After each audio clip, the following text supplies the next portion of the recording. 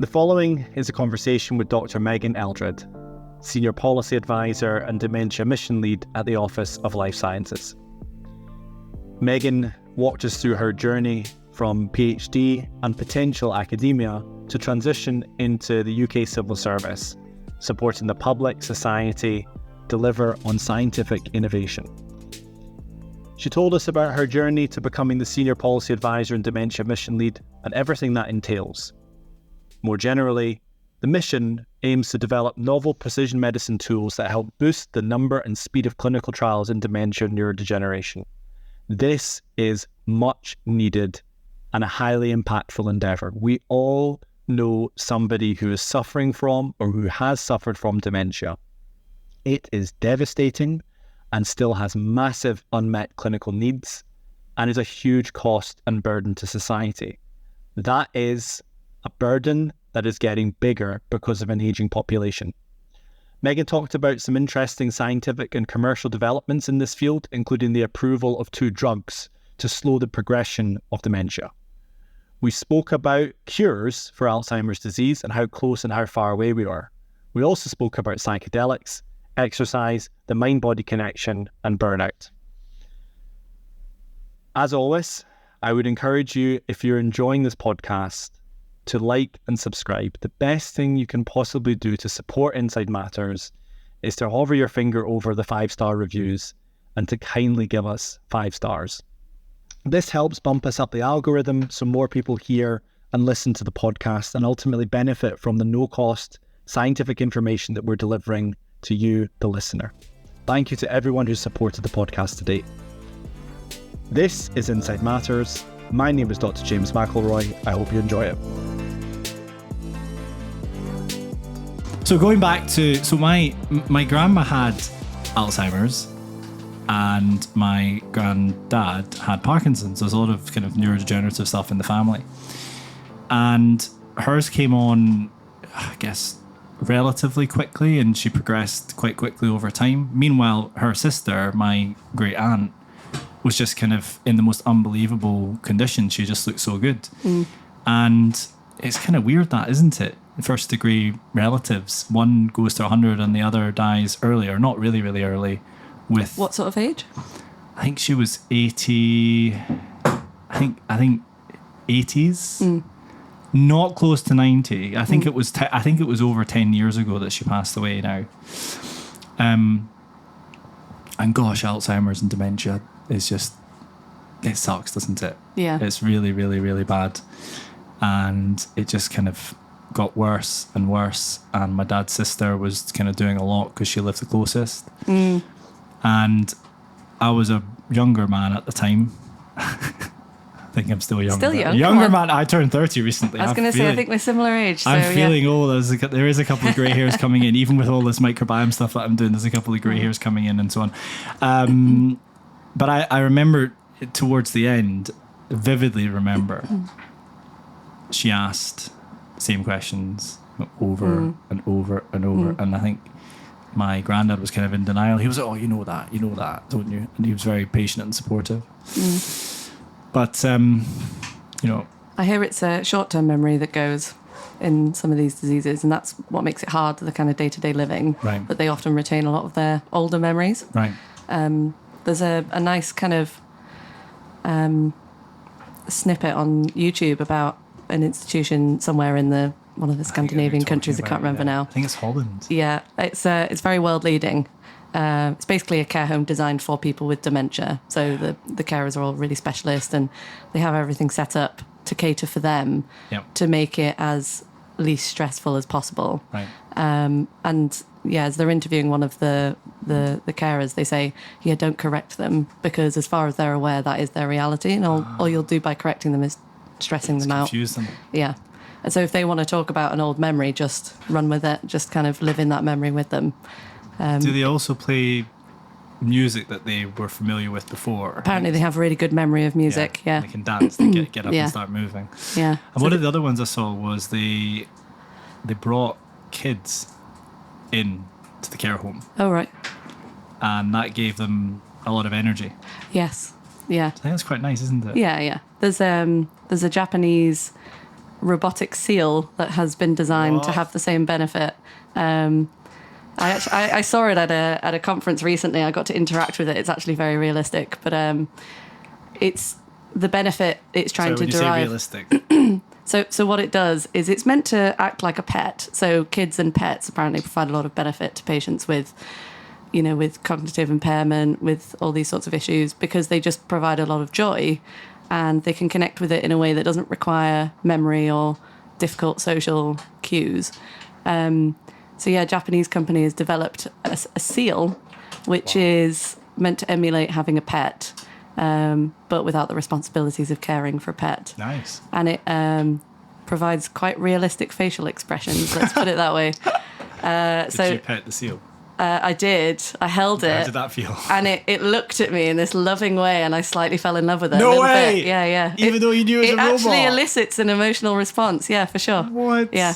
I mean, I love animals, especially dogs, so like I'm a sucker for that kind of thing. But no, this thing was fairly realistic, and I'm pretty sure it's got regulatory approval and all sorts. It's one of the first kind of medical devices to be able to do this that's getting approval. That's amazing. Yeah. So it looked at you with its robotic eyes, and it sort of, I can't even do it. I think it even kind of meowed at me as I stroked it to really? give me some feedback that it was enjoying the interactions. But honestly, could you see dogs being replaced by robotic? Maybe actually. Well, for patients who can't take care of a dog, then it's certainly an interim solution. Have you got a dog? I don't at the moment, but I would like one. Are you aware of the microbiome research that suggests that if you have a dog, you have higher microbiome diversity and you're less likely to be depressed? Yeah, I mean, the first I heard from one of your podcasts, it doesn't surprise me because I suppose... Oh, you listened to that one? Have you listened to loads? No, I listened to a couple. That's awesome. Just to get a sense of, what you talk about. But it doesn't surprise me because, just diverse interaction with germs is going to create the best immune system. And the depression aspect, I think, relates to what I was talking to you before, where dogs give unconditional love and affection and attention without any kind of expectation. I used to have a dog growing up, so I know what it's like. And yeah, for sure. Household. It makes a difference, doesn't it? Yeah. But it's hard they lift to tell. your mood no matter what.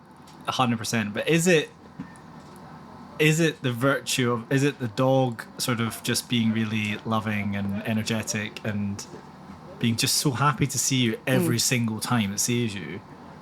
Or is it the fact that it's making your microbiome more diverse? Oh, the link to depression? Yeah.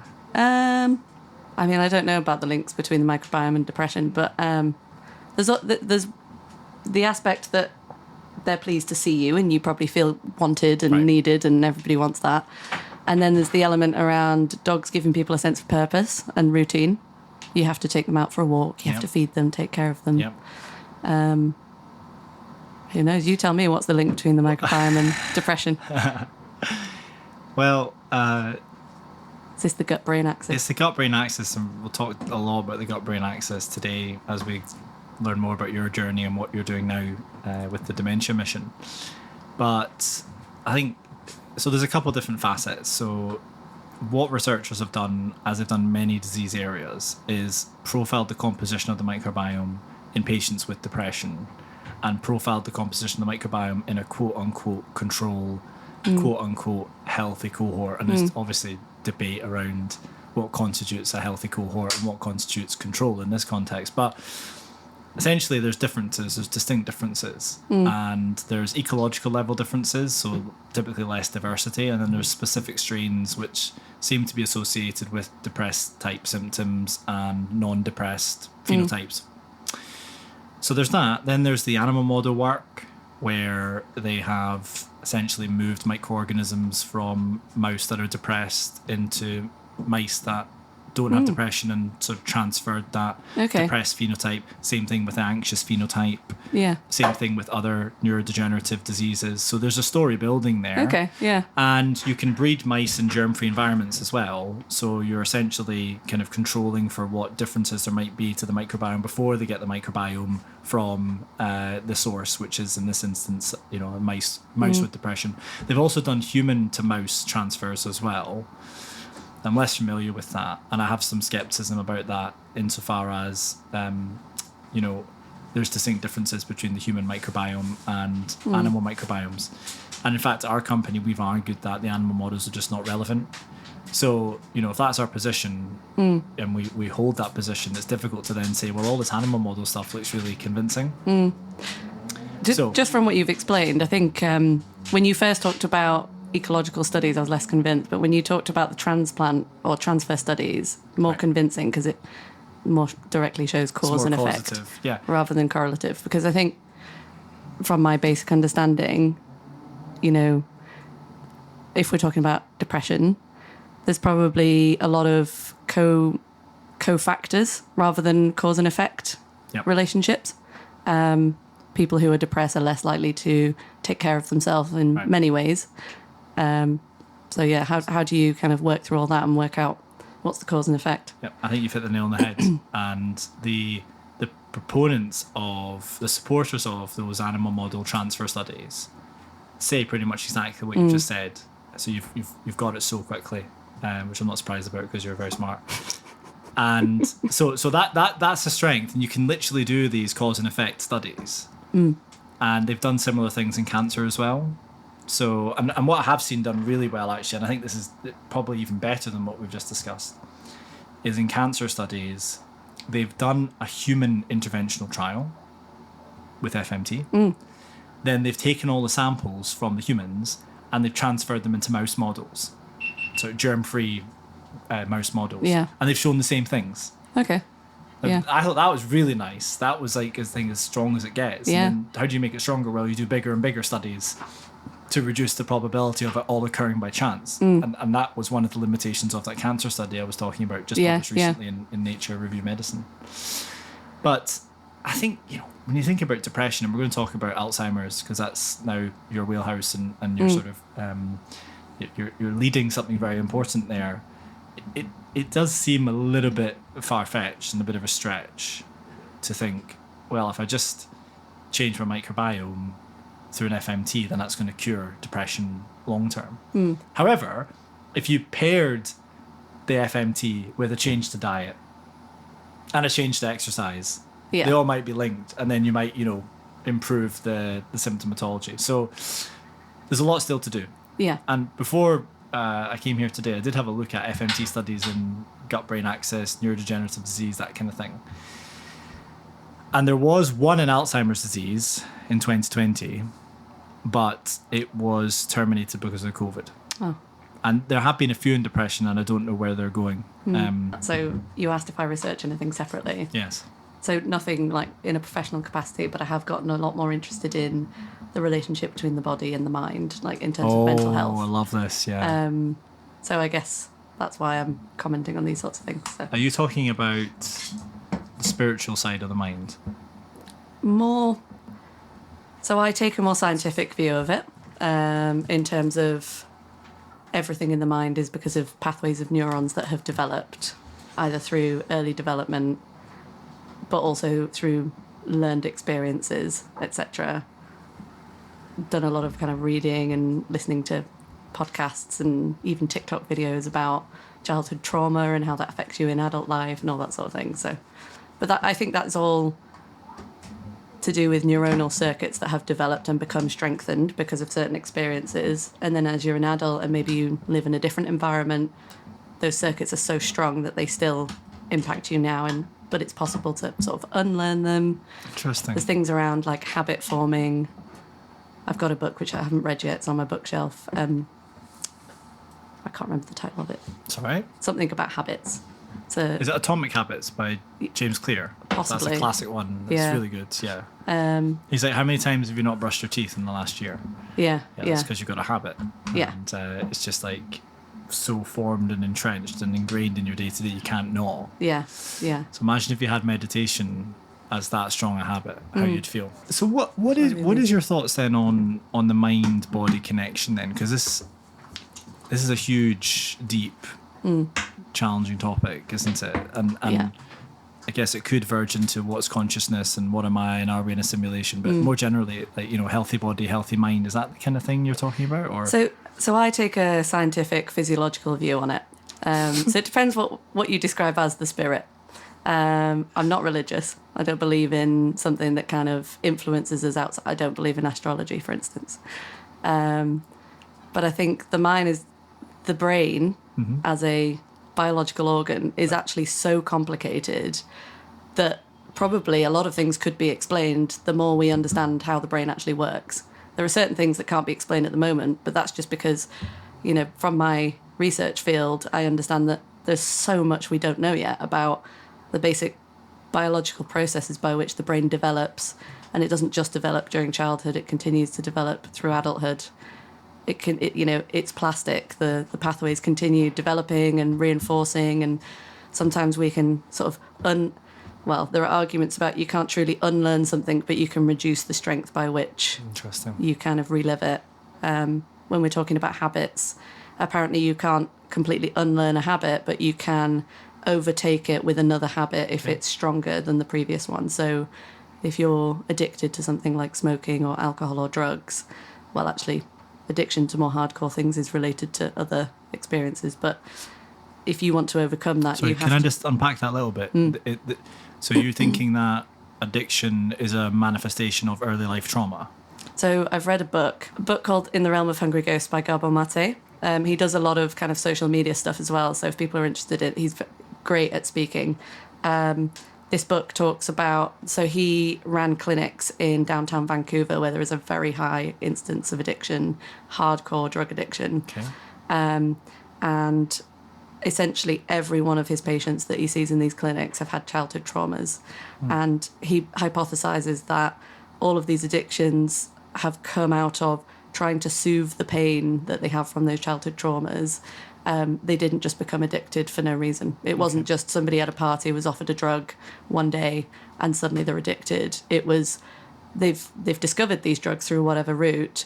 The drugs have given them a high, and many drugs are targeted at the pathways around dopamine. Yeah, dopamine, and those kind of reward pathways that get reinforced are then reinforced by the drug. And typically people with addiction are trying to soothe something. It's acting as a crutch, and so they take the drug more, and then they get addicted because the reward pathway reinforces it, and then it's very hard to undo. And my theory is that that you can't just wean them off the drug in a physical way. They need the therapy to kind of do the work around the trauma. Right. Otherwise, they'll just find something else. They'll get addicted to something else. Yeah. So does that mean that all these medical cures for addiction, so to speak, using other drugs that modulate the brain, none of them are as effective or likely to be as effective as delving into the root cause, which is the trauma? I think you need both. I think because so many people won't be willing to delve into the trauma unless they're kind of stabilized to a particular level. Because it's too hard. Yeah. Yeah. It's like people who are on antidepressant medication. I think it's similar in that you can give them the medication and it might improve their mood a certain amount, but it'll never sort of deal with the root cause of the issue, which is probably some childhood experience, or it could be a more acute experience they had as an adult, which has caused them some kind of trauma or PTSD or whatever. So I think the drugs help them stabilize, but you need to do the work, right. The kind of psychological work to really get to the cause of it. How has learning more about the mind-body connection changed your life, or how is it kind of changing the way you go about life? Yeah, so it's interesting. I guess I became interested in it because I had a personal experience with addiction in my family. And so I've done, spent a long time wondering what the cause of that is. And then just in my self-understanding, I think during COVID, it became a lot more popular for people to understand better their own kind of mental well-being and what they can do about it. I've more recently started to think about the link between things like physical exercise. I'm training for a half marathon at the moment, so very nice. Plug for that. Plug that one. I'm feeling a lot better with the regular exercise. I'm finding like dealing with stress at work, for instance, my job can get very stressful because I'm juggling a lot of different things. I'm just better at dealing with it because I have that regular exercise. And I read as well recently that there's a kind of interesting thing around evolution where if you think about the days when we would have been in the wild and the way the nervous system is set up, if we were being threatened by, say, a lion that was preying on us. And it was, we'd spotted a lion, heart rate goes up. Uh-oh. Is it, I'm going to get this wrong now, sympathetic or parasympathetic nervous Sympathetic. system? That's it. Yep. I'm 10 years out from my degree, so forgive me if I forget which one it is. Actually, how many years am I? It's not 10. Is it 10? Gosh, it's nearly 10. Yeah.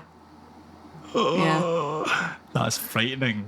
That is scary. But still, we remember the fundamental principles. I think so. I think that's the important thing. Don't push me too hard. You can always Google it later, I find. Yeah, so you're sympathetic. Yeah. Everything So the sympathetic nervous system was designed to keep us safe in an environment where we might be physically preyed upon by something that might eat us.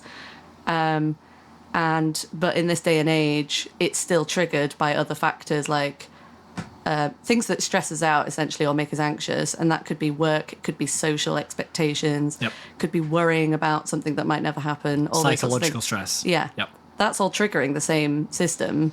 And I read something recently that said, so that's why when people do exercise, it helps with that stress because the system was designed to alert you to a danger, you then run from danger or you act in a physical way, and then it's alleviated and you no longer need to act.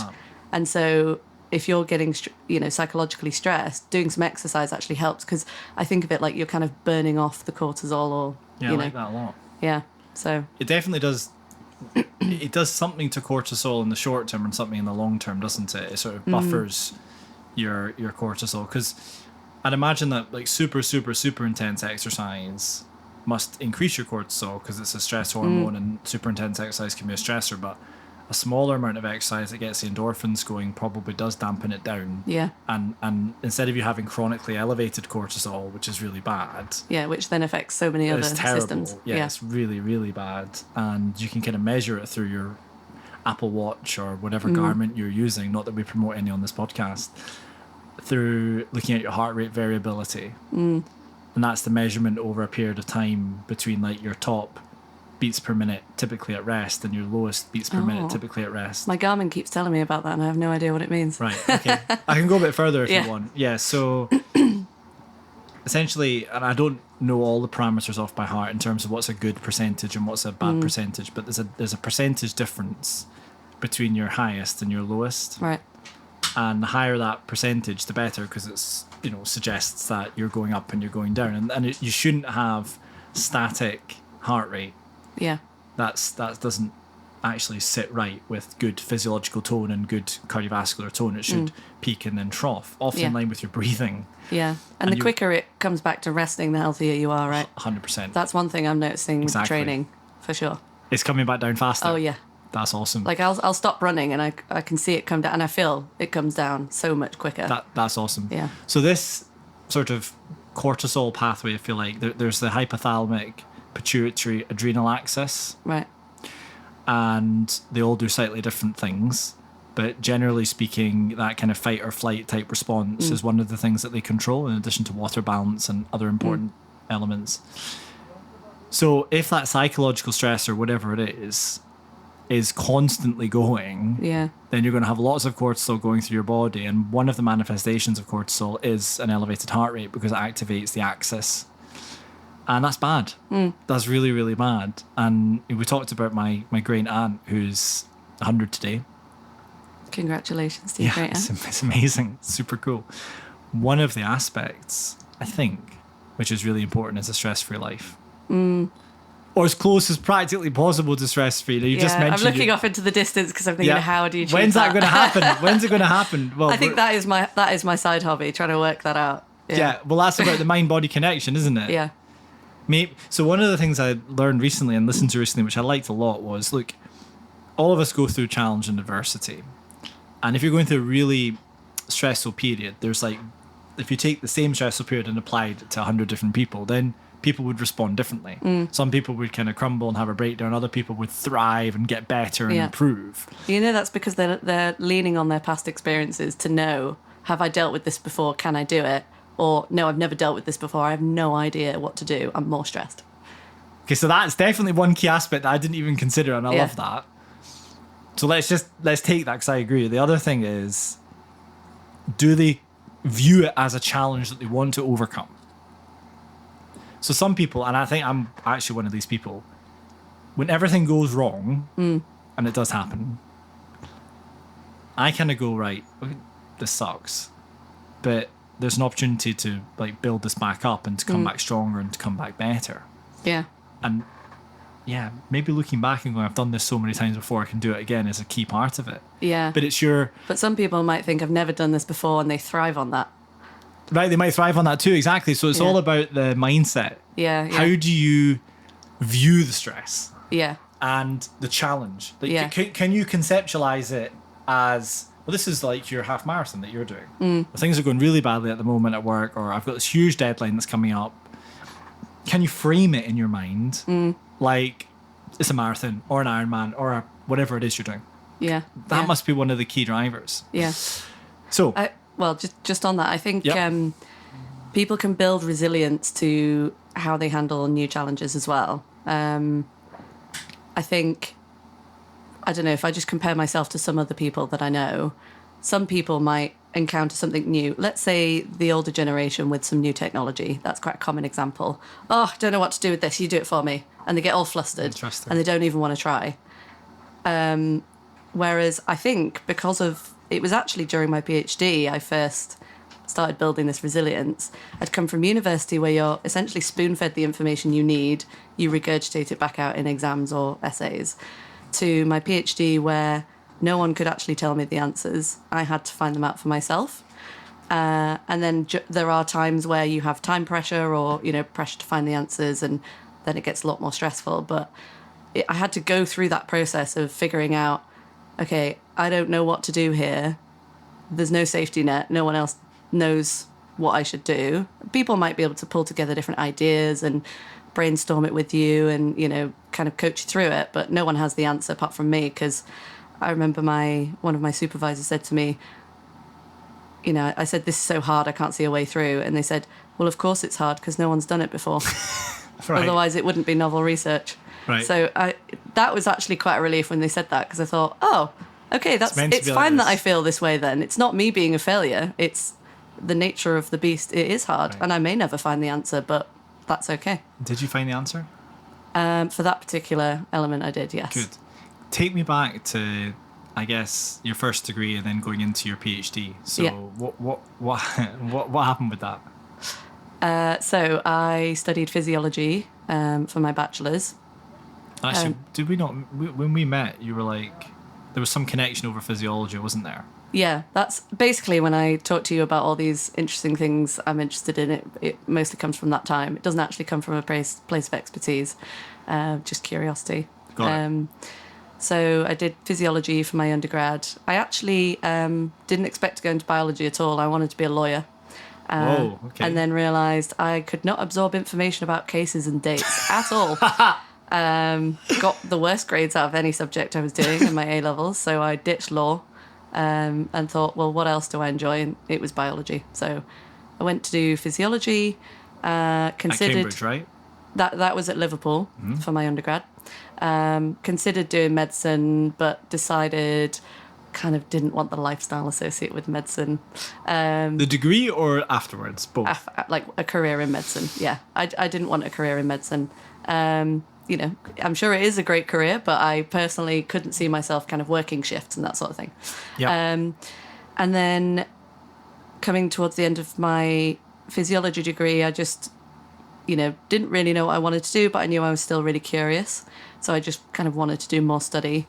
So I looked at PhD programs that have an integrated master's. Did you think at that point I might want to go into academia, or did you know that you wanted I thought to do possibly something? Because I was just a very curious person. So I thought, yeah, I'll probably go into research. I didn't know, where I might want to practically apply it yet. So I looked at PhD programs, applied to many, got rejected from all of them apart from the one at Cambridge, which is surprising. But interesting. Maybe they're looking for something unique. I did, it's a 1+3, so a Master's of Research plus 3 years of PhD. And so that sounds like it would be a very highly competitive program, because it's all there and the PhD's like quote unquote guaranteed. And it was it came with a stipend as well, so I was funded Perfect. during that time. So I didn't have any more student loans or anything. Excellent. So started on that. And honestly, were you excited about what the PhD topic was, or were you just like excited to... Well, so one of the benefits is I didn't have to choose the topic before I got onto the programme. Wow. Because again, I was still undecided what my interest was in. And one of the beauties is during the master's year, you did 2 research projects and some kind of like modelling and stats experience, which was very new to me at the time. And then towards the end of that master's, you had to kind of be successful in your research projects and write them up and everything. And then you would apply to a particular lab to say, please, can I do my PhD with you? Got it. So yeah, it allowed me to explore a little bit further before I decided on this kind of 3-year-long commitment. Awesome. So, and yeah. when you did your physiology degree, did something click or something spark a little bit where you were like, actually, this is much better than, legal contracts and cases and stuff like that? I'm actually really interested in this. Yeah. I think it just developed over time. I just realised I was more and more curious. I think the thing about kind of biology that I really enjoy is not, you do have to do a lot of memorising of names of molecules and how things interact and whatnot. It wasn't that aspect that I enjoyed. It was the systems thinking. It's how do systems at different levels work? How do they interact with each other? How do they influence each other? I think that's why I find the brain really interesting, because it's very complicated. There's a lot we still don't understand, and there's so many interactions with other systems and organs in the body. So yeah, I think that's where the interest lies. That makes sense. And it's hard to kind of narrow down a specific focus that I would want to drill down into, which probably comes on to why I didn't end up in a career in academia, because I didn't want to focus down and down. I wanted to stay broad. Tell me more, though, about the PhD before we do that. So you mentioned it built resilience. Yeah. You became an expert in a particular thing. What was... Although I never felt like an expert. Does anyone really feel like an expert? Maybe you do at some point become an expert. When you get interviewed on TV about your subject, maybe then you're You think expert. so? Yeah, I think so. I think everyone just wings it, though, to be honest with you. Yeah. Yeah. Unless you're super, super confident, and maybe like everywhere you go, people applaud you and uphold you as like the ultimate. But I think to some extent, every single person, unless they're like really, really arrogant, has some imposter type syndrome going on at some point. Yeah. It definitely exists within absolutely everybody. Some people are just better at masking it and hiding it than others. Yeah. And some people just, I think the more confident you seem as well, the more credible and competent you seem. Yeah. That kind of, fake it till you make it type thing. I think true confidence is someone who knows what they know and what they don't know. During my PhD days, I saw a few memes, and it was something about what your family think you know, what your colleagues think you know, and what you think you know, and what you actually know, and it's like tiny amount. Yeah. And I think someone who's truly confident is aware of how little they know, and is aware of what they are still yet to learn. Right. There's even a concept in government about, well, it's used in government. It wasn't coined in government, but known knowns, known unknowns, And unknown knowns, and unknown unknowns. Love that. So if you can kind of map those, then you are truly confident about your subject. I like that a lot. It's the people who think they know everything and they don't. They're the arrogant ones. I mean, I get really deeply uncomfortable when people are like, "Yeah, you're a microbiome expert." I'm like, whoa. Yeah. No. I'm not. I'm genuinely not. I've had the privilege over the course of this podcast of speaking to lots of people who know way more about their subject than I do. And 7 years of trying to start a company that's developing a new drug. And over the years, you do pick stuff up, but at no point... You're probably much better read than it depends who's telling you you're the expert. It's all relative, I think. Right. To the average member of the public. Yeah, you're absolutely an expert. Possibly, yeah. And you're not just a theoretical expert, you've got the practical expertise as well, which a lot of people don't have. Of company formation, and this is something you're doing now, though, as well. Did we establish if you could talk about that? You are allowed to talk about that. Okay, that's excellent. But we'll get onto that. So what were some of the hardest parts then of the PhD? How did you overcome them? And then what happened next? Yeah. I was reflecting on this on the way over here, trying to remind myself. I think I finished the PhD 6 years ago. Did you start the PhD with bundles of energy? And by the last year, if anyone asked you about your PhD, you were like, don't ask me about my PhD. Yeah, no, it is very true. It is very true. Although I actually had the privilege of having a cut-off deadline when I had to submit my thesis, no extensions allowed, whereas most people can extend into a fourth year and typically are not funded during that time. And that's when it can kind of drag on and on and on, and people get really frustrated. But I had a hard cut-off, so actually that was quite a relief for me because I knew the pain is going to be over by this stage. So yeah, I think in the early stages, just very curious, kind of early scoping conversations with my supervisor, who's, he was very energetic and enthusiastic. I really appreciated being supervised by him. This was Professor Bill Harris, who has retired now, but, still emeritus professor at Cambridge or something like that. Is he like a big name in the field? Yeah, he was the head of the Department for Physiology, Development and Neuroscience. Awesome. Yeah, great character as well. Yeah, I'm sure. Yeah. They typically are, aren't they? Yeah. People like that. And so early conversations about he'd had some ideas. Oh, I wonder what's happening here. So his lab mostly focused on the genetic factors that influence cell fate in the retina. So for the more technical audience, you have kind of pluripotent stem cells that are already designated to become retinal neurons by that stage as the retina starts to form. And then his lab was investigating what are the genetic factors that tell these cells to become the 5 main neuronal cell types in the retina. That's cool. And then he'd started to get a bit more curious about some other aspects. So my project, when I came in, then became a question around how do these cells know how to organize into the right layers is it once they've formed? Is it during their formation? And so I basically tried to tease apart the cellular and molecular mechanisms around, are these cells just communicating with each other to kind of sort out, as neighbours, I go here, you go there, as long as we're on the right side of each other, we're in the right place. Right. Or there's a lot of kind of common developmental biology signals and cues. Were any of those playing a role? So that was a little bit different from what he previously looked at. So I found that really interesting, that I was kind of really getting to just explore and be creative in the early stages. So to kind of summarise then, there are these cells in the eye which have the potential to become anything. They're pluripotent. Yeah, by the time they're in the physical position of the retina, they're already going to become retinal cells, but they would have descended from some cells that could have become anything. Yeah. And you were trying to figure out what are the determinants, what are the drivers of the transformation from you have the potential to be anything cell to you're a retina cell in the eye. So that's what Bill's lab did more broadly, looking at the genetic determinants. He then got interested in like physical cues, so like what position they're in, because there are external factors that can influence it as well. It's not just genetics of the cell. That's amazing. Yeah. Now that I know you said you're not religious and things like that, but when you hear about something as so finely tuned, but also reproducible insofar as it must have happened to every single person on the planet alive today. Yeah. Does that not get you thinking a little bit about sort of intelligent design and... So intelligent design is genetics, I think. Yeah. The more you study, the more you believe that it's possible, in that, obviously evolution is kind of the influencing factor that determines which genes get passed on or not. And the eye is probably one of the most important organs in the body if you are to survive.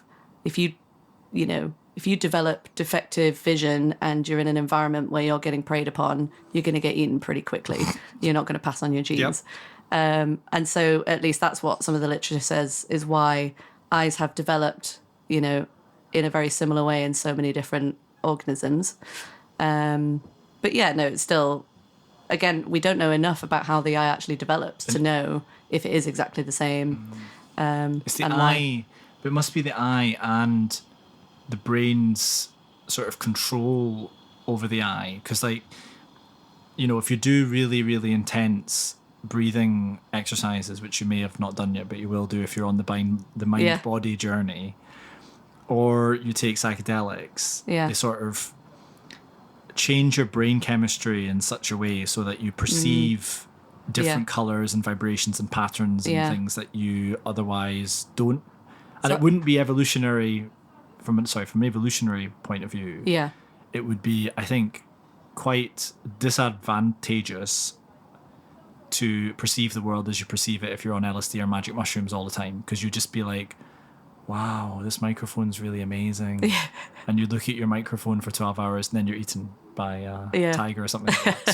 So it must be both the eyes and the brain's like control over the eyes. Yeah. So I think the eye is a bit more basic in that it's mostly kind of like an external sensor. It's mostly sensing things.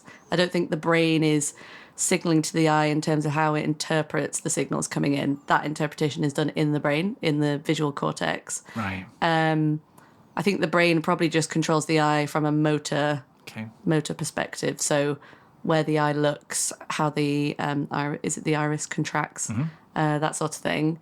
So psychedelics probably impacting the visual cortex, I would imagine, rather than that makes sense. What the eyes are actually perceiving in the first So maybe instance. it's to do with like uncloaking the brain's filtering of all the signals and energy and things like that. And there's other things. The reason we have two eyes is because the angle by which you see something, you can't develop depth perception unless you've got both eyes looking at it, because they're looking at it from different angles. Oh, that's cool. And the brain does a lot of filling in the gaps as well. So there's things where you can read. I've seen things, as long as the first letter of a word is right, you can interpret what the rest of it. Amazing. You're not really reading the full word. You're kind of probably bringing in memories and experiences to fill in the blanks. That's amazing. Yeah. Now, I don't know how I got us on psychedelics and intelligent design, but nothing's off limits. I'm interested in psychedelics from a kind of mental health perspective too. So am I. Yeah. So am I. Well, we can talk about that then. So magic mushroom psilocybin has been approved in Australia for treatment of, I think it's refractory depression. Right. And then there's MDMA as well, which has been approved for the treatment of post-traumatic stress disorder. Is that in a microdosing situation, or is that... No, it's right. it's not in a microdosing situation. So microdosing is actually quite controversial within the medical community. So it's been pushed very hard, I think, by the sort of Silicon Valley entrepreneur type people, and also trying to commercialise it. Yeah, I'm not sure if even it's commercialisation. No. So it's quite difficult to define what a microdose actually is, and it's difficult to determine in the clinical setting or scientific setting if a microdose actually has any impact at all, because you need to study it for quite a long time, and the purported benefits to microdosing are like subtle changes to mood, subtle changes to creativity, and creativity is hard to measure and define. And other things like just improved general sense of well-being, that kind of thing. So hard to measure, isn't it? And it's so difficult. subjective. It's so difficult. So many other factors that influence it. So difficult. But some people swear by it, and it's popular. It's more popular now than it probably has been in decades. Right. But the MDMA and the psilocybin is like a bigger, like measurably, demonstrably psychoactive dose of both substances. So I think in the MDMA case, I don't know what milligrams it is, but it's a large enough dose to make people high and to sort of generate all the, in this context, beneficial effects associated with MDMA. So the empathy, the general sense of kind of contentment, the ability to talk about things you otherwise wouldn't be able to talk about. And that's all beneficial in the context of a guided psychotherapy session. And you talked about the childhood trauma earlier. It allows people to unlock dig some of the and traumas, unlock and to talk and to work through things that they otherwise wouldn't be able to do. And it's very, very effective. Most of the research has been pushed in the US through this non-profit organization called MAPS. I forgot the founder's name, but it's this incredible guy who's raised, as a non-profit, he's raised hundreds of millions to do phase 3 studies of MDMA versus placebo. And it's like, how is that even possible? And then on the psilocybin side, it's for depression, and I'm not as familiar with the research. And there's also intranasal ketamine and things like that coming through now as well. So it's all super exciting stuff. Think about the toolkit that might be available for patients with depression in 3 to 5 years' time. And of course, there might be a microbiome component, but there might also be the psychedelic component as well. And I think Australia seems to be far ahead. In many states, not many states, but in some states in the US now, magic mushrooms, broadly termed to describe mushrooms that contain psilocybin, which is a psychoactive component, are also legal. truffles illegal in Amsterdam. So I think, hopefully there's a shift in the medical communities and the government's view on these substances in terms of medicinal properties. The challenge obviously relates to, well, there'll always be a black market, and how do drug companies develop these? Can they patent these things? And because if there's no pharma interest, then they're not going to achieve scale. Yeah. You can think what you want about big pharma and their business practices and so on, but they are the engines of drug distribution and also, to an extent, drug development. So I think at societal level, and this also involves government, we could do more, I think, to stimulate research in the field of psychedelics. And it has the potential to benefit so many people. So what have you been learning about it? So there's a documentary, I think, on Netflix. The name escapes me. I think I've watched it as well. Yeah, where a journalist just kind of tries different drugs and watched it. Goes through his own personal journey. So that's really interesting. It's a good documentary, isn't it? Yeah. And again, it relates back to my physiology studies. I was just really interested to understand, which neuronal pathways are these affecting and that sort of thing. And because it's such a big thing in society, isn't it? So many people take drugs illegally. Right. So, then there's the research angle. I think it's a little bit chicken and egg in that we don't know enough about the potential benefits and the harms of these drugs unless we do research on them. Right. But you need to be confident that the harms aren't too bad to do the research. Yep. Which, that's definitely playing into kind of government policy around it, which I obviously don't work on, but I am aware that, it's quite chicken and egg problem, I think. So if, others, non-profits are doing this research, maybe that helps provide some of the answers, leads the way. There's non-profits and there's actually companies who are for-profit trying to develop psychedelic drugs or, I guess, non-traditional pharmaceuticals as medicines. And there's challenges associated with that. So the intellectual property position is challenging because there's so much precedence, decades long, maybe even... But some of these come from naturally forming plants. There's that as well, for sure. And that's a key element as well. But if something's been used for hundreds of years, then is it really possible to patent whatever it is within that? So that's a challenge. One of the other challenges is actually the design of placebo-controlled studies. Right, yeah. So, if there's an effect on the mind, I think it must be quite obvious that you've not had a placebo. Yeah. Right? Because you're like, hi. Yeah. So that's also a challenge. Yeah. And then one of the other key challenges is, do you have to trip or not?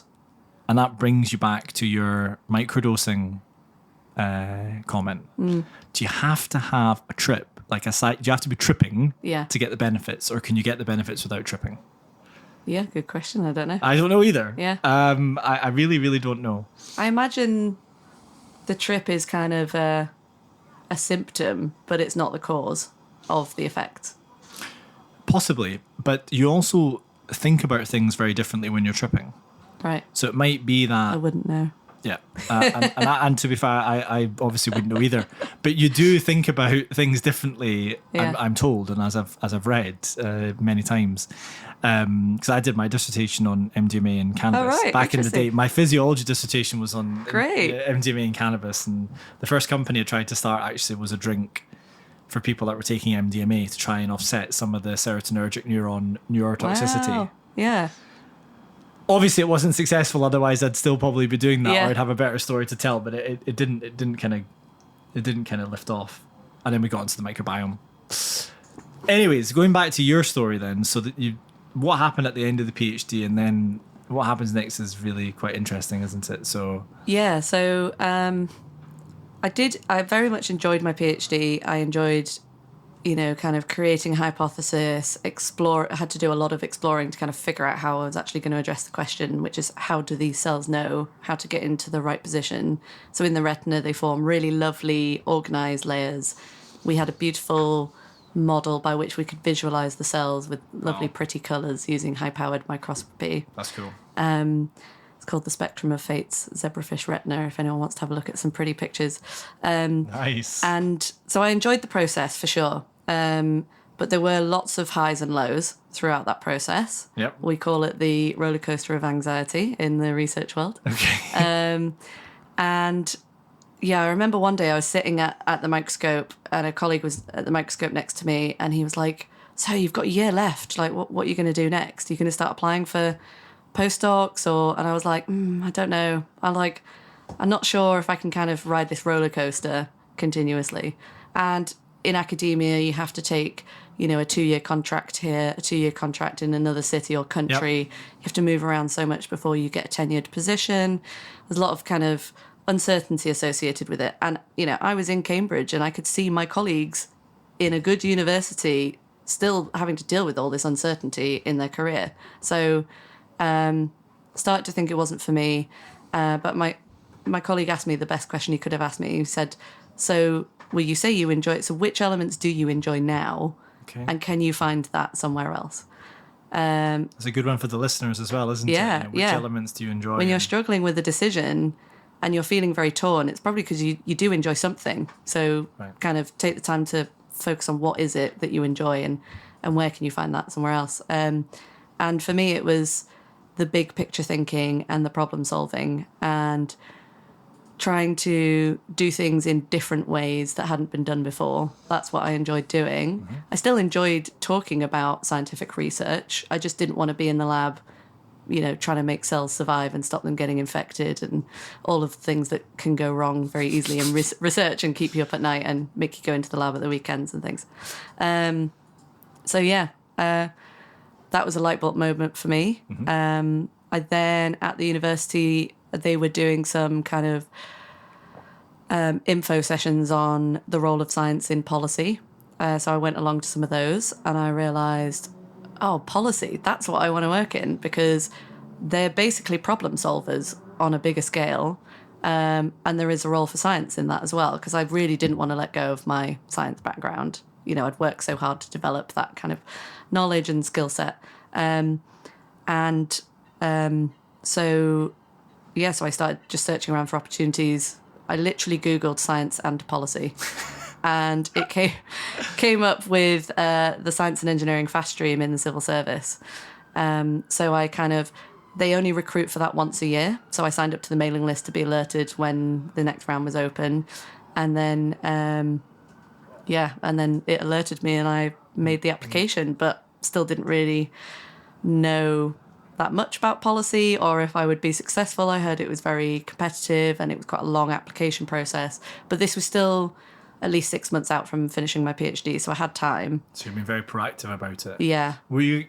Did you have a very excited feeling in your guts when you attended that policy thing? Because So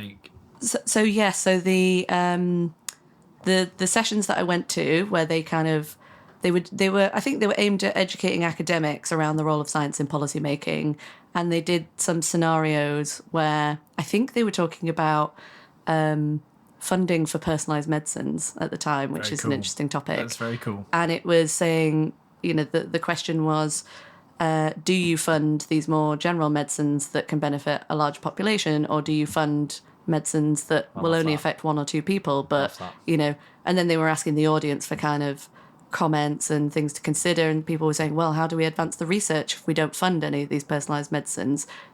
We'll never have medicines for these people. It spiked my curiosity. Can I just push you a little bit on your own personal opinion on that one? Do you have a view on how to divvy up the funding in terms of personalised medicine?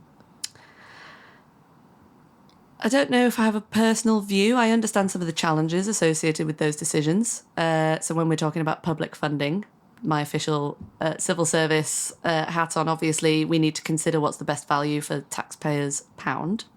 And we have to think about what benefits the most people. But it's, that's not the only factor that is included in that decision.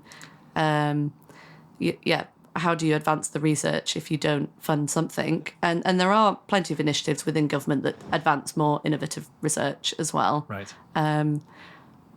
But I can't comment on, how NICE or the NHS make decisions about which medicines they actually give out. I hear you. Yeah. Just one comment, which I think you might find quite amusing or interesting. You're working on setting up a company at the moment. You will have a standard company line, just like you've got your standard government civil servant line, where you will say, we'll do what's in the shareholders' best interests, or what gives the shareholders best value for money. So I think there's a lot of parallels between what you're doing at the moment and what you're soon to be doing with the company you're setting up. And I'm really excited to start talking about that. But presumably, because of what you're doing now, you got into the programme. Yes, I did. And you've now had a career in the civil service. Yeah. Maximising value for the taxpayer. Yeah. Which I know you've been doing. It's not all just money, though. No, it's not. Of course not. Yeah. But it seems like you really enjoy it based on our interactions. Yeah. And when we met, it was at a networking event. And I can't remember how we started to chat. I think I asked you what your company does. I think you're And then you told me it was FMT, and I was like, oh my God, I've heard about that in the veterinary world. That's really cool that you're doing it in humans. Yeah, that's right. And again, nothing to do with my day job, just from my curiosity from my physiology studies, I think. And I loved the energy and enthusiasm you had for everything that we were doing, even though it wasn't within your kind of day-to-day wheelhouse. And then we got chatting about what you're up to and also what connections you can make for me, perhaps, to help Enterobiotics within your network and so on, because there were investors at that event. I remember. The event. So the event was an event US organised. Investor Network, right? Yeah, it was a kind of government supported event to matchmake CEOs of biotech startups like yourselves with venture capitalists from the US. Yeah, that's right. Yeah, and it was good. I really enjoyed it. And then we started talking about the podcast, and here you are on a canal boat in London. But it's a super cool venue, actually, isn't it? I'm loving the view. It feels very tranquil and relaxing, actually. Whilst we discuss these, I can literally see the light kind of reflecting off the water and the trees. It's nice. Very special and very unique. I've been to many studios now because I travel a lot and try and coordinate a podcast with somewhere I'm traveling to. And no harm to the guys in Glasgow, by the way, because I love Podcast Studio Glasgow. But this is definitely the coolest studio I've been in so far. Yeah, it's really, really cool. I think it's class. Yeah. Sorry, back to your journey through the civil service. So could you just give us a whistle-stop tour, and then we'll land on the dementia mission, which you're currently leading. Yeah. And we can talk about some of the challenges and your learnings, and then really dig into this, what you're up to now, because it's super cool. Yeah, sure. So entered via the science and engineering fast stream. So that's a slightly more specialist track. There is a general fast stream as well. And but the science and engineering one, you'll be placed in postings that always have a science or engineering focus. So that's why I was interested in that. And after a very long application process, you finally start, and it typically runs for 3 years, and you'll do various postings during that time. So I did a posting at the time it was called the Department for Business, Energy and Industrial Strategy. That has, as a department, recently gone through a ministerial of government change. It's called the MOG. I can't remember what the M stands for. So that's the acronym for the government-driven change, the MOG. Yeah, it's when the Prime Minister basically says, I'm going to dissolve this department or create this department. It's called the MOG. Yeah. Okay. Yeah. I bet there's so many acronyms like that. Oh yeah. Keeps us on our toes. Department for Business, Energy and Industrial Strategy was my first posting in the energy innovation team, energy innovation. So innovation associated with the use of energy. The team specifically called Science and Innovation for Climate and Energy. And my first posting was to design an innovation competition that would develop tools to better measure the thermal performance of homes. Wow, straight in there then. Straight in the deep end. That's what I was told on day one. You're going to design a competition to develop these technologies. You went from the retina in the eye and pluripotent stem cells to insulation of homes. Yeah. Wow. That's fascinating. Yeah, I actually reflected a few weeks in. I thought, oh my God, it's like doing another PhD, but in a subject I've never studied before. Yeah, wow. So if any scientists out there want a new challenge, you want to change field, come into government. Yep. Yeah, Wow. so I remember I had to get up to speed by engaging. We had some experts internally who were engineers, physicists, knew all about thermal efficiency. We had policymakers who were designing policy around this that I needed to get up to speed with in terms of if these tools were to become available, which is the intention of the innovation competition, how would they benefit your policies? So they helped us feed into the design of the competition. And then When you say competition, like what kind of sums of money were available? the scope of that was £5 million in total. Projects could have ranged between 100,000 and £1 million each. So serious funding. Yeah. Serious funding. Yeah. Wow. That was the other kind of new thing for me. It was, oh my God, we're talking about millions now. It's not a grant for tens of thousands. Yeah, it's yeah. It's £1 million plus. But I suppose, Yeah. I hope we can touch on, I know you've got things you can and can't talk about, but how we can best support companies. Yeah, yeah. And when I say you, I mean government. And I think there could be closer collaboration between the two. Well, that's part of the mission approach, actually. So, yeah, we can talk about that. Absolutely. And then one of the other things I think, as companies grow, they go in this like bumpy kind of journey, and people talk about something called the valley of death, where, Right. where you've got some funding, but you're not quite revenue generating yet. You've not quite had proof of concept, but no investor wants to fund you over that kind of pre-proof of concept to proof of concept. Some companies just need a big injection of support to get over the line, particularly in a market like this, where there's loads of money in the private markets right now, but the money's not being deployed. So they have to invest at some point. They can't just sit on the money forever. Yeah. But right now, investors are very cautious. And this is maybe an opportunity for government to step in or up, whatever you want to describe it as, and fund some companies who are on that trajectory. The challenge must be, though, which companies do you fund and how much do you fund, because you've got finite resource, and that's something you're working on with your competition. So how was the learning experience over the course of the insulation, thermal insulation competition? Steep. Yep. So, yeah, first few weeks, just trying to get up to speed. What are these technologies? How do they work? What are we trying to develop here? That was a process of many months, actually engaging internal stakeholders. So like I said, we had some internal experts, we had policymakers. Eventually I had to take these to approvals committees to sort of say, this is the challenge we're trying to address. Here's the state of the art of the possible. We think, this should be the scope of the competition because we believe these types of technologies may produce these solutions. But in the interim, I had to engage so much with the sector to understand the art of the possible. So I was engaging with academics to understand what's the literature saying at the moment, what could be possible or what is, never going to be possible. I was engaging with companies to understand what are they currently investing in.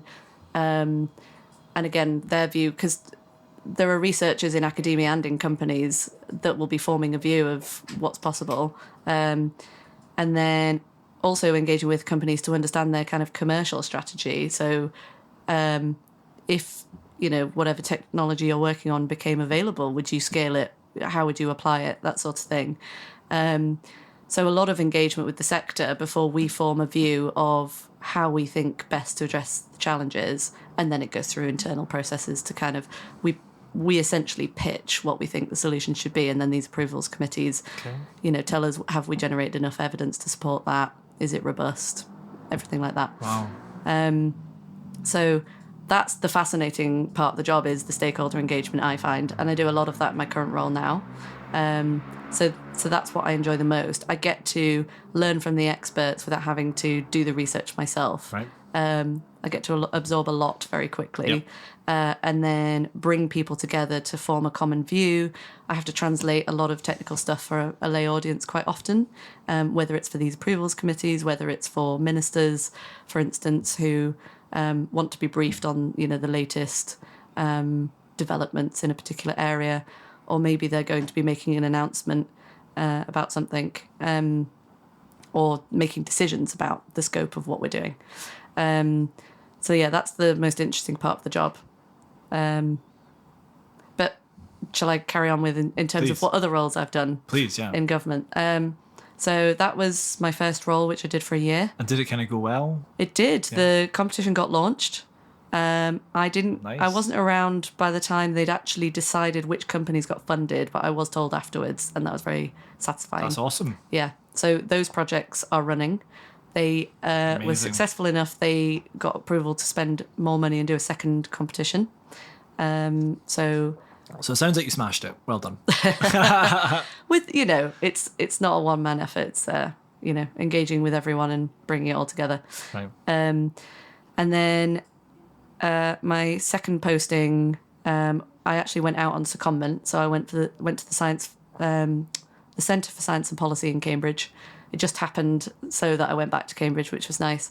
And they do some really interesting things. They bring academics into conversations with policymakers through various forums. So either they'll organise workshops around specific policy challenges, often the kind of more forward-thinking questions. So rather than this immediate policy challenge we have right now, what should we be considering about the future of the challenges or opportunities in this area?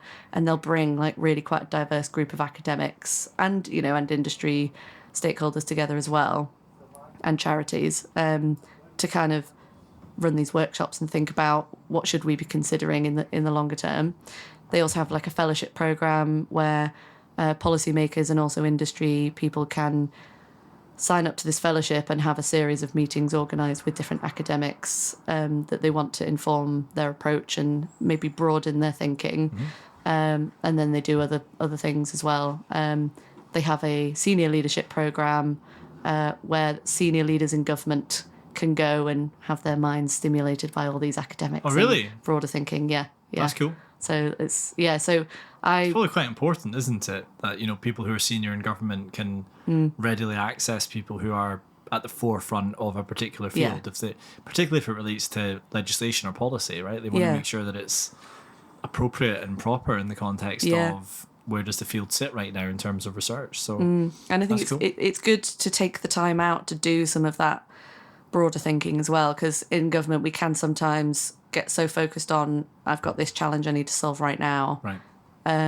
You kind of need to make the time to go out and explore a bit more and be curious again, and broaden your thinking. So it's good to have, organisations that can facilitate that thinking.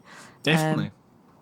So I worked there for 6 months, setting up a kind of new forum by which they bring academics in to work on particular policy issues that are kind of more longer term. So we were setting up some things around environmental land management at the time, and then started to explore some projects with Department of Health and Social Care. But Brexit kind of got in the way of a lot of that, unfortunately. No one could commit to setting up any new projects because they didn't know what was happening with Brexit. Did this process last years? Because obviously Brexit didn't happen overnight. Or do you mean the actual launch of Brexit post-Brexit? I think it was as we would actually, as government was working out what it was actually going to do to deliver Brexit. Okay. There was obviously a lot of uncertainty for a long time. So how many prime ministers have you kind of worked in the civil service under? Ooh, good question. Theresa May was the first prime minister. Okay. And then how many have we had since Boris Johnson? Theresa, Liz Truss. Boris, Liz, Rishi. Yeah. So 4. Yeah. 4 in total. Interesting. And many of those changes in very recent years. Yeah. And many ministerial changes as well. Okay. Yeah. The last year have been a lot of changes for us. Right. And that must be, I guess, in some respects quite challenging because you have a path and it maybe changes. Yeah. But how did you then arrive at what you're doing now, which is dementia? And describe to me what your role is, because you're the lead of a mission. Yes. And I think it's good for the listener to understand what a mission. Yeah. In government terms, what a mission is. Yeah. Well, it's quite a new thing. So sort of, long story short, did a few other placements, got some different experience around government, which is the point of the fast stream. Get broad experience. Some different departments have slightly different ways of working. working on different scientific engineering challenges, different policy challenges, different types of stakeholder, etc. So I finished a couple of other placements, and then before we jump onto dementia, sorry, I know I asked us to move on there, but what were some of the best things, the highlights, if you like, in terms of your own development and learning about working for civil service, working for the government? Yeah. The variety? Yes, variety. Working collaboratively with people, I think, is the other thing I love. And also kind of working on big challenges, sometimes from quite an early stage where you have quite a lot of freedom to be creative and think, really, how should we address this? And then working with the experts to work out the art of the possible. I think that's really what I enjoy so much. Yeah. And I've always working in the science or engineering space. I've always worked on quite innovative projects. Obviously there are a lot of functions within government that are more processy and kind of keep functions running, but I've always been in the more innovative space. So that's really fascinating. And government's quite big and has a lot of leverage sometimes, a lot of funding to play with. So yeah, it feels like quite a privilege to be able to work in this space. And you can make an impact. Yes, absolutely. How big an impact are you going to make in dementia? Big. Yeah, I think so. Yeah, I think it's also a time of a lot of change in the dementia space, and so it's a good time that government is getting involved. One of the challenges is almost where do we focus, because there's so many opportunities to speed things along at the moment.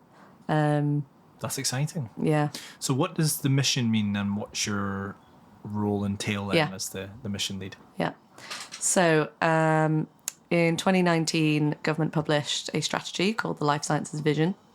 And this looks at some of the kind of cross-sector challenges across the life sciences sector. So for the sort of broader audience, government considers life sciences as both what sort of the pharma sector and the data and tech sector are doing, but also healthcare.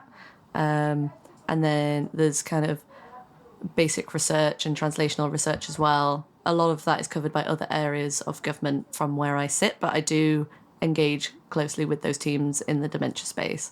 So the Life Sciences Vision looks at some of the cross-sector challenges and opportunities, such as data, genomics, patient engagement, all that sort of thing. And then it also looks at some healthcare specific challenges. So they specifically chose areas of highest burden, both to the population, people and their carers, but also economic burden. Right. So the diseases that are most prevalent, affecting impact. people the most, highest impact on society, and also highest cost. And then and within that, we set up a series of missions to tackle those different disease areas. I'll go on to that in a moment, but there's another element of the Life Sciences Vision that looks at kind of investment into UK life sciences businesses as well, which is, they do that through engaging with companies to understand what their strategies are, how they can get them to invest in the UK versus elsewhere. Things around clinical trials, for instance, convincing companies to come do their clinical trials here versus elsewhere, and then supporting startups and growing SMEs such as yourselves as well. What can we do to create the right environment to support homegrown businesses? Awesome. Shall I move on to the missions then? Yeah, go for it, yeah. So the missions were chosen because they represent the disease areas of highest burden. I'm going to forget one or two, I'm sure, but we have a mission in dementia, which is what I lead on. We have one in cancer, mental health, addiction, obesity, and then I think we have 2 or 3 other missions which don't currently have funding attached to them. And so each mission looks at where are the challenges and the current unmet need in that area, and basically each mission lead is working with the relevant stakeholders in the sector, but also internally to work out how they address those challenges. So in dementia, the challenges are in the translational space. So how do we bring through lots of research going on in the basic and translational space through to how do we actually get new treatments available to patients as soon as possible? So we're focusing on looking at what can we do in the biomarker space. So biomarkers measure any aspect of the disease that tells you whether you have the disease, whether it's progressing or not. We can go on to describe different types of biomarkers if it's of interest. But we're also looking at how can we better run clinical trials in the UK for dementia, which are particularly challenging and costly to run.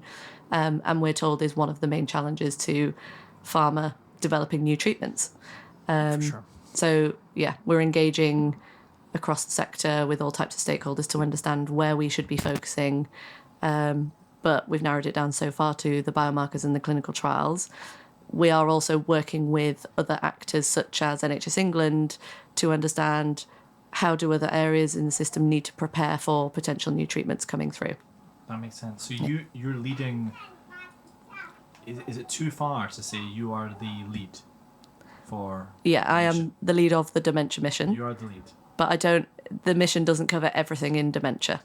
But it's not being overdramatic or sensationalizing it to say the vision said we need to do more in dementia. Yeah. And you're leading the government's efforts to do that. It's really cool. Yeah. That's really, really cool. That's really cool. I love that. So what's your vision then for how you might be able to impact within the biomarker and the trial side of things? And just before you do that, actually, can I just bring you back to what you said? You said something about it's a really exciting time for dementia. Yeah. Why is that? There are 2 new disease-modifying therapies that have had successful phase 3 clinical trials, according to everybody. So it's the first time that these phase 3 trials have showed much promise. And yeah, essentially everybody's kind of talking about them and wondering what needs to happen if they are to be approved. So they still need to go for approval by the MHRA and then by NICE. And the NHS England would also need to... Reimburse. They would need to prepare themselves for if these drugs get approved. How do they find the patients who will be likely to respond well to these drugs? How do they diagnose them? How do they administer the treatments? How do they monitor and follow their progress? There are some safety concerns associated with these drugs, as there are with most first-in-class drugs, and all drugs have side effects associated with them. But so there's a lot to work through in terms of understanding who can get these drugs and how the NHS would need to prepare for them. And my understanding is that they've received approval in the US. Yes, by the FDA. By the FDA. And there was like a conditional approval for one of them in January, and then they got the full approval in July. Yeah. But there's like a black box warning for safety, because some people have really negative, bad reactions to them. And they're given into the veins. I think so. Once every couple of weeks. It requires a clinical appointment to be administered, right? Which is one of the challenges. That's one of the challenges. Yeah.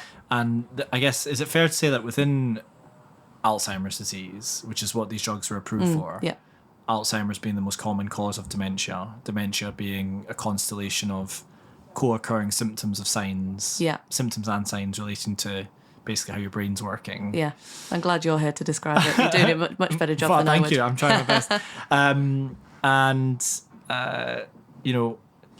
We do have drugs to treat symptoms, but these were the first 2 drugs to actually try and alter the course of the disease that you mentioned. So they're called disease-modifying therapies. And is it fair to say that there's kind of 2 camps in the what causes Alzheimer's disease camp?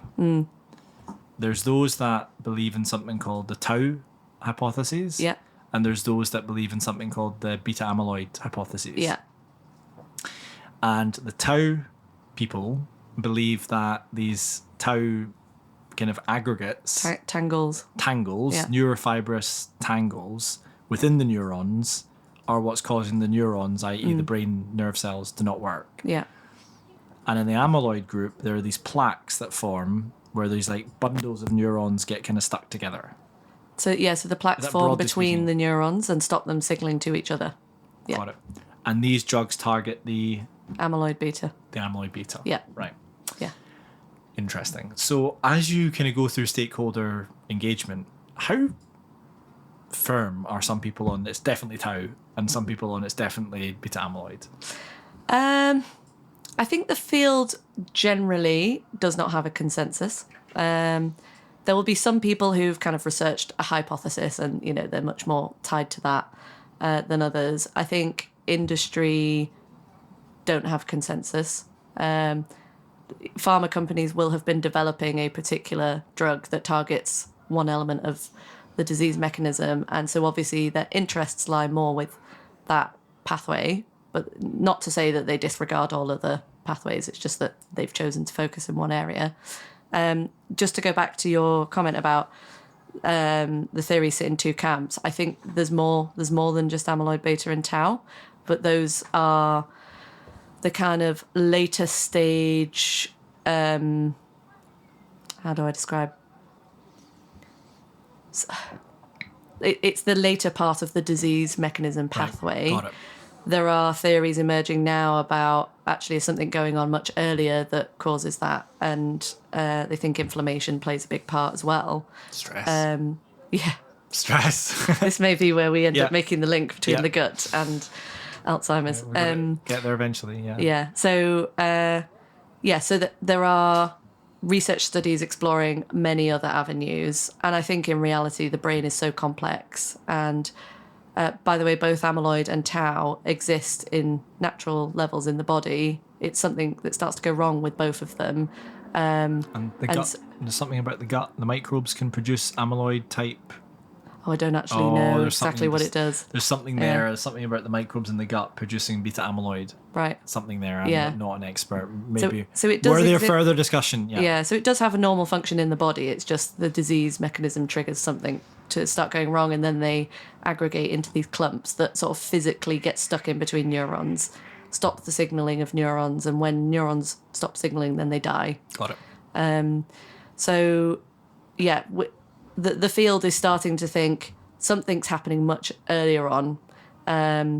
Obviously, current treatments have the most evidence around amyloid and tau at the moment, and that's where companies have invested to date. And they've invested a lot, right? Yeah. I think they've been investing for 30 years around this. Now they've finally got some approvals. Yeah. This is, well, they don't have the approvals yet. In the UK. Yeah. Yeah. Yes, sorry, in the US. So this is why it's a very exciting time, and I Very feel very exciting. privileged to be, Absolutely. You're involved right at in the it. cutting edge. Yeah. Really right at the cutting edge. But yeah, so part of the mission is to work out where should we be supporting efforts. Should we be supporting the treatments that are closest to being clinically accessible? Should we be supporting earlier stage theories and hypotheses and trying to help bring them through? I think we haven't landed yet, but in reality, it will be a mix. We kind of want to make sure that we stimulate the pipeline of things coming through. So yeah, and the biomarkers reflect that. So which biomarkers do we focus on reflects what the research is saying in terms of which disease mechanisms we think are influencing these diseases, which new therapies might be coming through.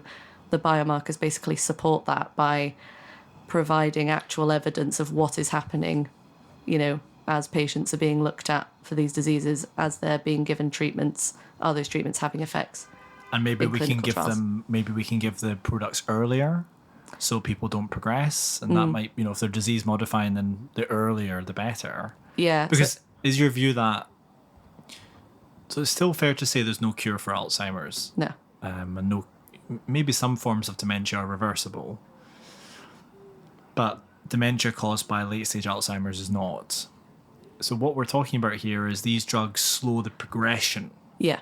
So they've shown between a 27 and a 35% reduction in cognitive decline over an 18-month period. Wow.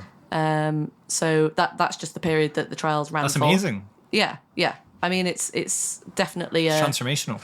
Yeah, it's a big change, but there's still questions around what does that mean for the patient. how much longer are they able to do certain things, that sort of thing. So there's a lot more to be studied. I hear you. But yeah, we haven't had anything that, robustly slows decline before. That's amazing. So yeah, it's a very exciting time. I'm excited as well. Yeah. So we've got probably, 5 or 10 minutes left. I think we're a little bit over time, aren't we? It's all good. We just keep going. Okay, cool. We'll just keep going then. Great. I don't feel like we've only just gotten started. I know. That's great. That's good. That's the best kind of podcast. And we talked about all sorts of interesting things. So before you came on, we had a discussion about creating a company. Can you tell me more about that? Yeah. So the ambition around biomarkers, we've been looking at how do we actually do this. So government can fund research in lots of different ways. It can either fund kind of researchers directly, kind of career fellowships or grant programs and whatnot. Mm-hmm. It can fund specific research projects. It can do innovation competitions. What we're trying to do here is do this in partnership with the sector because, we understand we are not the experts who know what needs to be done. The experts are the people who have been trying to solve this problem for the last 30 years. And these biomarkers will ultimately benefit those who are creating the treatments. And so we want to do this in collaboration with industry. And so we've been looking at what models will best suit that. So we've been exploring a public-private partnership, which is basically where government and private sector stakeholders co-invest into a program and run the program together. Wow. And so, yeah, we've been exploring lots of different models for this. Public-private partnerships are quite common in terms of infrastructure projects, very large infrastructure projects that government wants to kind of get going with and will have massive public benefit, but ultimately then the private sector will invest in and also benefit from. In R&D, it's a little bit more novel, but there are some initiatives that have been set up. So there's an initiative called Our Future Health, which has only been set up in recent years. People may have seen adverts for it. It's kind of asking people to come forwards and have a kind of basic set of tests done that might measure their baseline health. And then they can kind of go onto a registry by which they can be selected for further studies. Clinical studies. Yeah. So we're looking at potentially a model similar to that. So we think potentially we have to literally work out how do we commercialise this. So potentially setting up a company that has co-investment from government and industry. And then there are lots of challenges associated with that we're still working through. Has it ever been done before, to the best of your knowledge, in the UK for like health-related policy? I hear what you're saying about our future health, and that makes a lot of sense. But you're maybe talking about something slightly different. You're talking about. So it's similar in the way that we're looking at potentially a company with charitable status. So it's not going to be a profit-making company. Yep. It's going to have a very clear set of objectives. It will have a board of trustees that kind of make sure it delivers those objectives. And that's what Our Future Health has as well. So it couldn't be a company where all the profits went to the taxpayer? So we do.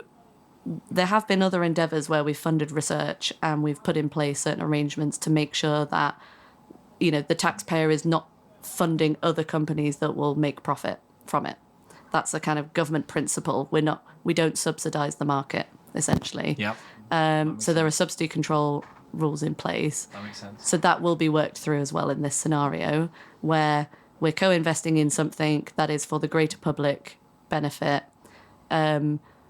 Each investing partner will want to make sure there is value for their investment. Yep. But it will be clear that government will not be investing its funds in something that simply benefits other companies. Yeah. That makes total sense. Yeah. So you're now having to put together a business plan for this. Yeah. Trying to figure out all the different models. Yeah. Who your trustees are going to be, who's going to co-invest. Yeah. Yeah. What about like actually building the company? Are you going to be putting management in? Yeah. Oh, I love this. This is incredible. So we have So I haven't said really actually. Impressed, by the way. No, seriously, I'm really, really impressed. I think this is absolutely brilliant. Yeah. Seems like a really Well, it's an example of the innovative way. opportunities you get when you work in government. Actually, you get to work in a lot of different areas. I obviously have experts advising me. I'm not just kind of making this up by myself. Just before I move into the kind of setting up the company bit, I forgot to mention that we have recruited 2 experts to chair the dementia mission. Yeah. So it's the mission is. Who are they and what are they excited about? Yeah, so one of them is the Chief Executive of Alzheimer's Research UK, Perfect. Hilary Evans. Perfect. Obviously has a wealth of experience in the sector, understands the challenges in terms of where we're at with research, what the need is for patients, how to, how we as government should be engaging with patients, who are all the different stakeholders in the sector that we need to be bringing together. Brings a lot of that expertise. And then the other chair is Professor Nadeem Sawar, who is a senior executive in the pharma industry. So again, he brings his pharma experience. We're engaging and we need to collaborate quite closely with pharma. So he brings a lot of that experience. He has himself set up some initiatives as well, kind of R&D initiatives in this space, in both the dementia and the data space. So we're bringing a lot of kind of data opportunities to this as well. So yeah, they both bring a wealth of experience to this. They sound like good catches. Yes, well very much so. Well done. Yeah. I saw it online. I thought, yeah, this is good. This is really, really good. You've hooked in some great people. Yeah. So you're going to be working closely with them now? Yeah. I am. Yeah, they came on board in March, so we've been working very closely with them both ever since. Awesome. So they're advising us on all aspects of the mission. They report into ministers, so yeah, they get. How big is your team? I have 3 people in my team. But there's a lot of kind of other people across government that we work with. Yep. So it's not just us 3. So it's like cross-functional matrix. Yeah. Yeah. Because at the networking event, you seemed very pally and close to lots of people who are doing completely different things. Yeah. They're colleagues in the Office for Life Sciences, and we have a good kind of. It seemed like there was good banter. Yeah. There's good energy. Yeah. There's There's good energy in OLS, and we have like 2. We call them huddles every week where. Either people give updates on what they're working on, or we'll talk about kind of cross-organisational issues or learning and development and all sorts of things. So yeah, there's a lot that we do as a directorate. So yeah. With so many different things going on, how do you keep appraised with what else is going on in the Office for Life Sciences? It's the huddles that you're talking about. Yeah, I think that's the main way we do it. People will kind of celebrate their successes if they've published something or whatever, and we'll we have on Teams, we have a huddle chat, so people will just publish things that might be relevant to others or that we should be aware of, because we engage so broadly across the sector. People often ask us about work going on in other areas of OLS as well. Our director does a lovely end of week email as well, where nice. she kind of reflects on certain big meetings she's been in. She'll celebrate people's successes across the directorate, that sort of thing. So yeah. And do you find that effective? The end of the week email, you like it? Yeah. No, it's good for both learning what others are doing, but also when she mentions your team as well, it's really nice to feel kind of recognised and rewarded. Yeah. So what's coming next for you then with this potential company? Like, is there like a timeline for maybe setting it up? Yeah. So again, we need to sort of confirm the model that we're actually going to do this through. We'll need to secure kind of some money, the partnerships. Mm-hmm. Well, so on the government side, we have funding allocated to it. We still need to go through final kind of clearance processes, but we're also trying to secure match investment from industry. So we're still going through, working with interested we're calling them founding partners, to understand, what that partnership needs to look like. There'll be a lot of challenges around IP, for instance, because we don't just want them to bring funding. We want people to bring the assets that they're working on, so that we can help, accelerate these biomarkers to the right place. So there'll be a lot of IP challenges to work through. Would the company sort of take on the assets and own the assets and develop the assets, do you think, or is it more like you identify an asset as part of the program and you help open doors through the company in terms of, networks or changes to policy and so on? So it's a good question. I don't think we've worked through all of it at the moment. government will be working on the principle of, our interest is whatever is in the interest of the public. The companies will be coming at it with the view of, we've developed, X asset to a certain point. We will want to seek the value from that. And also they'll be very careful not to kind of share IP with potential competitors. So there will be a lot that we still need to work through. So I don't think we don't have a position on it yet. I think finding the balance between competitive and non-competitive is possibly the biggest challenge. Yeah. Getting funding and buy-in is big, but and I've established companies are so IP sensitive because for pharma because that's their main asset, isn't it? So important. Yeah. So important. Yeah, and we understand that from a government perspective. But some of the assets that we have, probably not right to use the word asset, but in the health space is our people and patients and their their data. We need to make sure that that it's protected and preserved. First and foremost, it's not exploited by people who shouldn't have access to it. But absolutely. But also, if we're helping, the ultimate aim of this is to help accelerate the development of new treatments for dementia, and the ultimate benefit of that is for the public. If we can use data from health records as an example, but this is maybe a sensitive subject and I'm not the expert on it. We need to make sure that we're not kind of giving away the value of that for free. We need to protect it to make sure it's safe. I think there's a lot of people interested in that data set. And so that's one of the elements of the mission as well that we're thinking about. We're looking at setting up a people's forum to make sure that we bring people along with us at every stage of the journey when we're scoping out what we're going to do, how we're going to set it up, how we're going to design it. Patient people first. Yeah, exactly. And that's also why it's brilliant to have Hilary on board, because she gets that more than anyone. As the CEO of Alzheimer's Research UK. Yeah. Maybe a good podcast guest at some point in time in the future. Yeah. She's regularly doing media appearances. So I'm sure if she's the CEO of such a big organisation. Yeah. Especially with the recent kind of announcements in the media. So what do you think is going to come next then for the field, and what are you most excited about? So I think there's the immediate question around these current drugs, but I think there'll be further waves of treatments coming through, some of which might target amyloid and tau, some of which might target other disease mechanisms. Yep. So I think that's quite exciting. And the work we're doing around biomarkers will help to accelerate some of that as well. There's a company in Aberdeen that's targeting tau. TauRx. Oh, yeah, I've heard of them. Yep. And they're using methylene blue. Yes. Which is very interesting. And I think one of their biggest challenges was that we talked about placebo control earlier. Yeah. I heard one of their biggest challenges related to the fact that when you take methylene blue, your pee goes blue. I heard that too. And it's actually difficult to find something that does that other than methylene blue. Yeah. So how can if that's the drug, how can you have a placebo? Yeah. But they're kind of interesting because Aberdeen, as you might know, is not like a biotech centre of excellence. Yeah. There are people trying to make it a biotech centre of excellence, and hats off to them and kudos to them, and keep going because I think it's possible. But Tau have raised a lot of money and have done phase 3 trials. Yeah. It's kind of incredible. Anyways, back away from methylene blue to your vision for the future. So you think there's going to be more drugs? Yeah, more treatments coming through. Biomarkers? Yeah, more biomarkers. So just on biomarkers, the current way of diagnosing and monitoring progress of patients is to do some really quite sort of basic tests, which have existed for a long time. I don't know if you kind of came across these in your medical training, but there's like a sort of basic... Draw a clock. Yeah, draw a clock. Yeah.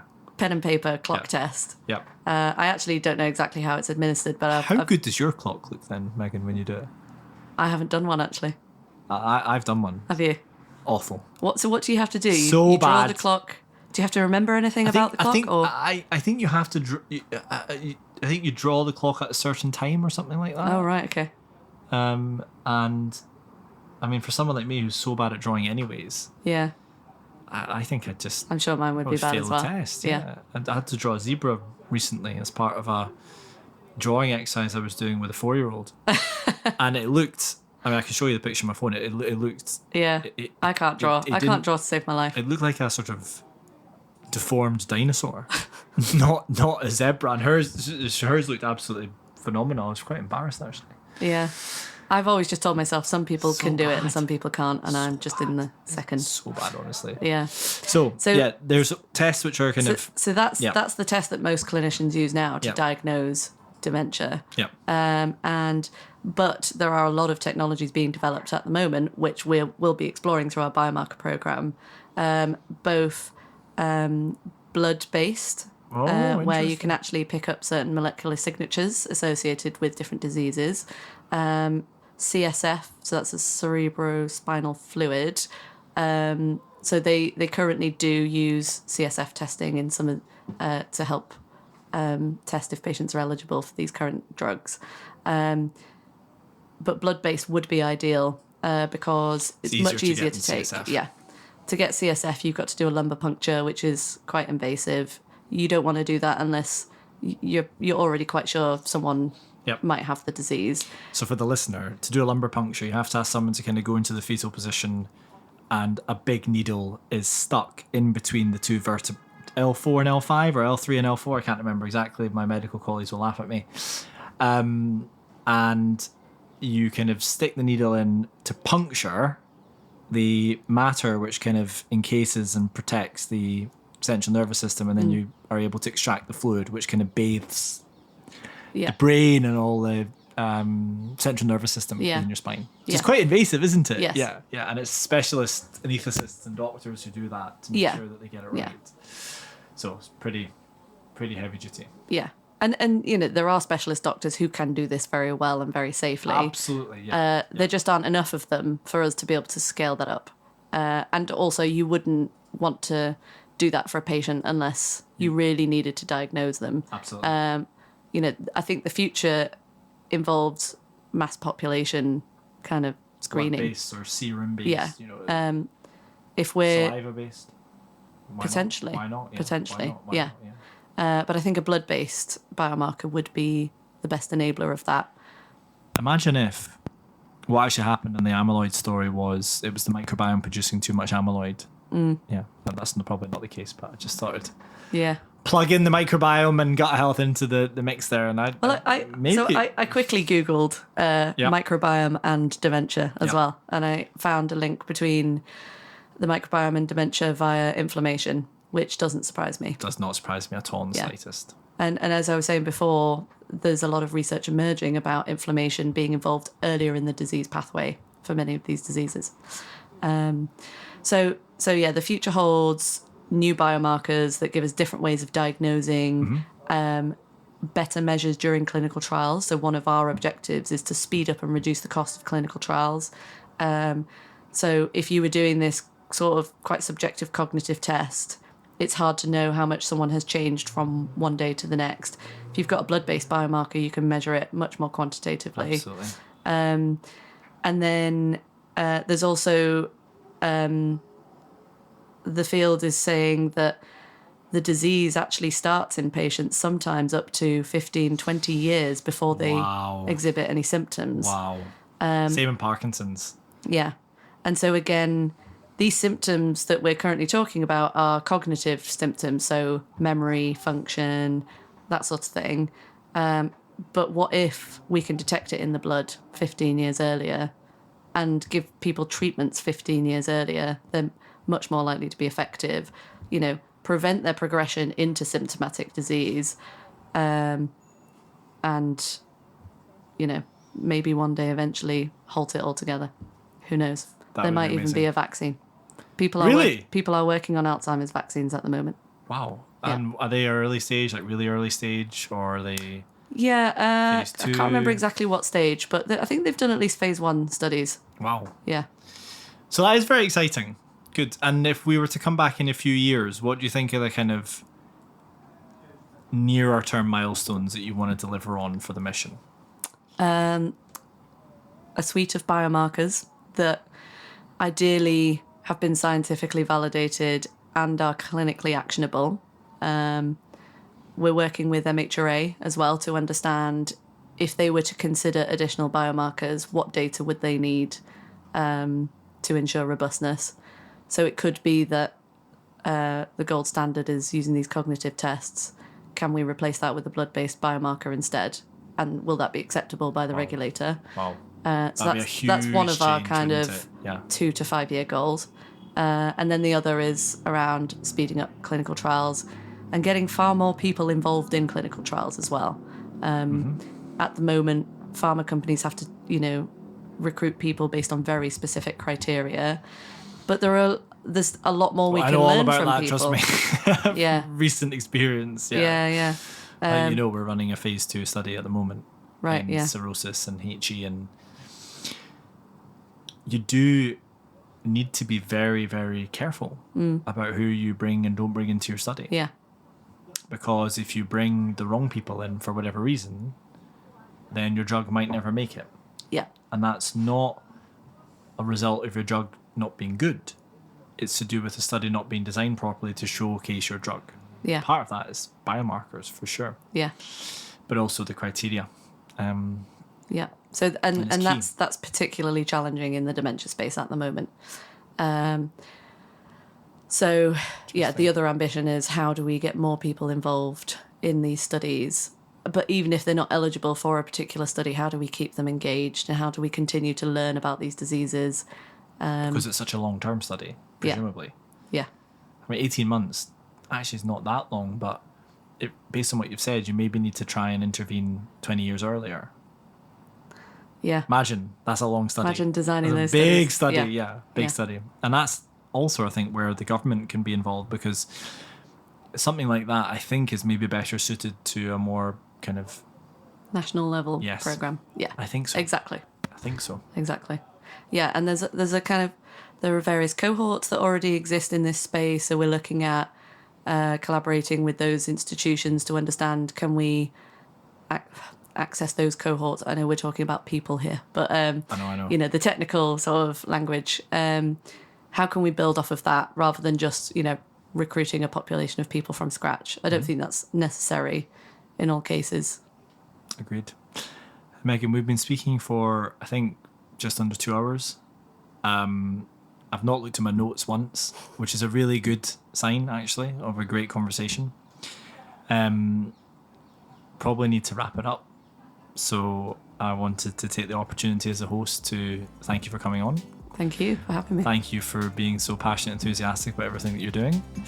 And hopefully stay in touch. And I wish you all the very best for everything you're doing right now with the mission, because it sounds super important. And there's millions of people out there who need you to continue doing what you're doing. So, thank you. Thank you.